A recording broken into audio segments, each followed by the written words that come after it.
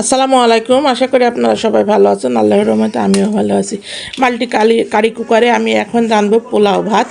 এখানে আমি গরম মশলা দিয়ে দিলাম এবং পেঁয়াজ দিয়ে দিয়েছি সয়াবিন তেলের ভিতরে।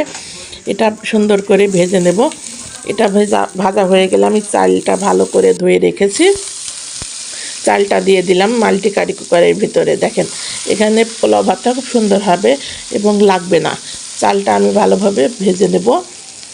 ভেজে নেওয়ার পরে তারপরে আমি পানি দিয়ে দেব। আমার চালটা সুন্দরভাবে ভাজা হয়ে যাবে, কারণ হচ্ছে কারি কুকারে লাগে না, পড়ে না।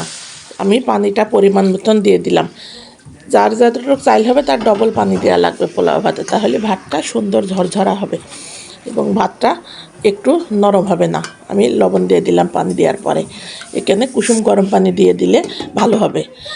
পোলাও ভাতে সবসময় একটু কুসুম গরম পানি দেওয়া লাগে। দেখেন আমার ভাতটা ফুটে উঠেছে। ভাতটা এইভাবে একটু নাড়াচাড়া করে দিলে চারিদিকটা সমান হবে।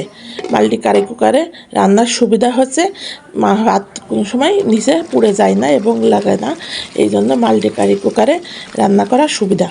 আমার ভাতটা প্রায় হয়ে গেছে, একটু ঢেকে রাখলেই ভাতটা হয়ে যাবে। এভাবে রান্না করলে ভাতটা ঝরঝরা হবে। দেখেন আমার ভাতটা হয়ে গেছে, একদম রান্না কমপ্লিট। এইভাবে পোলাও ভাত রান্না করবেন। অনেকেরই পোলাও ভাত লেগে যায় এবং নরম হয়ে যায়, তাই পোলাও ভাত ভালো হয় না। পোলাও ভাত রান্না সবসময় পানি মেপে দিলে এবং ভালো হয়।